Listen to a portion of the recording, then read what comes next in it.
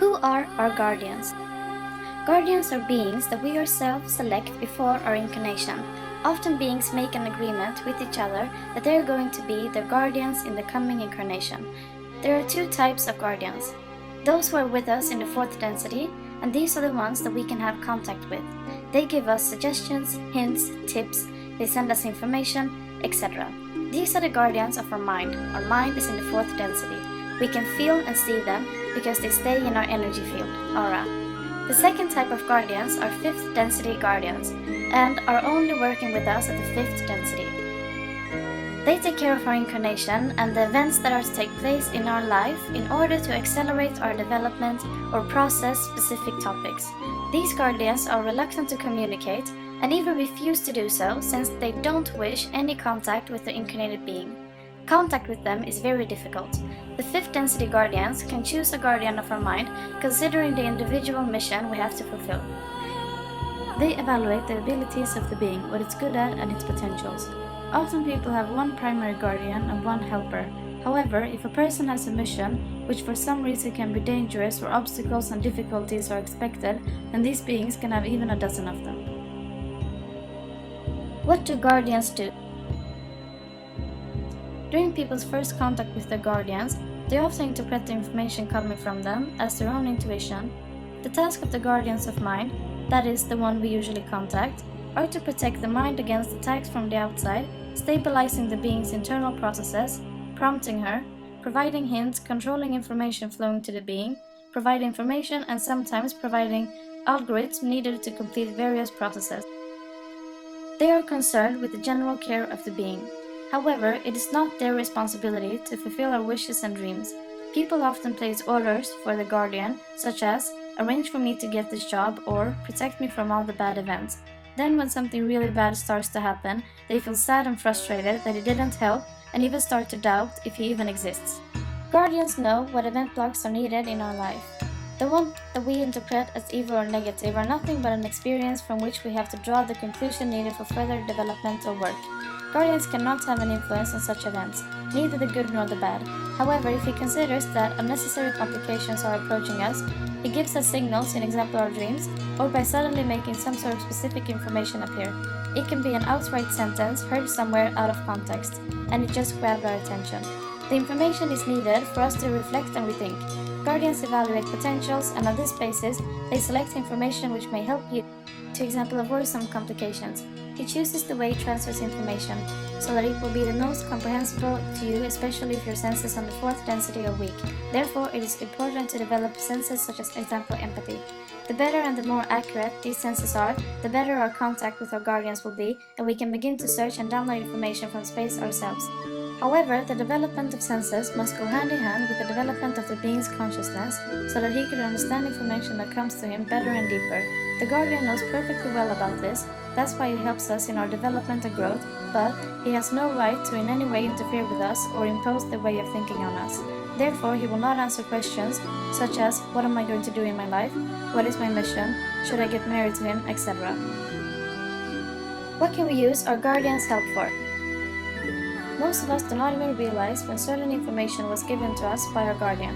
Often we ignore them. However, when we learn to recognize and feel our guardian, we can ask him for support. For example, when we go to a job interview, our guardian will not make us get this job, but if he believes that there are no contraindications, such as information from the soul that you should not work there because you will not meet the people you are supposed to meet, he can help you by example stress reduction, so during the interview you will be less stressed. Thanks to this, more focused, and he can even influence your future boss so that he will get a positive impression of you. Guardians can influence our mood, our health, convey information about our diet, such as what we should change, etc. Also, when our mental state is bad or weak, he can pass information to us and charge us so that we can feel better. How can we sense our guardian? Sense your own guardian is not so easy for the novice person. It's best to start with exercises involving sensing your own energy field, aura. There is quite a lot of published material about these types of exercises. However, when I analyze a person, I give individual exercises selected by considering the individual's mind and adapting them to it. Each of us is different, and one type of exercise is not going to work for everyone. This is because in this present time, many beings that are incarnated here now have spent most of their evolution in other civilizations and thus have acquired other content and information, and their mind is constructed in a different way than terrestrials. However, when we manage to find exercises that are best suited for us and learn to master our own aura field, then we can start sensing and looking for our guardian within this field. If he considers that you are ready for contact with him, then our calibration process begins.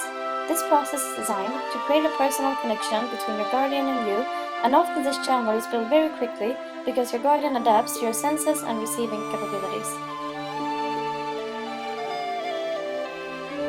The first question I recommend to ask your guardian when contact with him has been made is to ask him for his name. During this transfer of information you can hear different strange sounds and strange words, but with time and after all the noise, a word will come to you and you will know his name.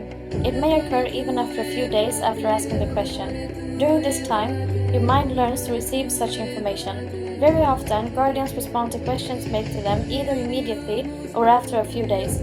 Remember that if you don't get contact with him after your first attempts, then you should not be discouraged. It is not so easy, so give yourself and your guardian time and patience.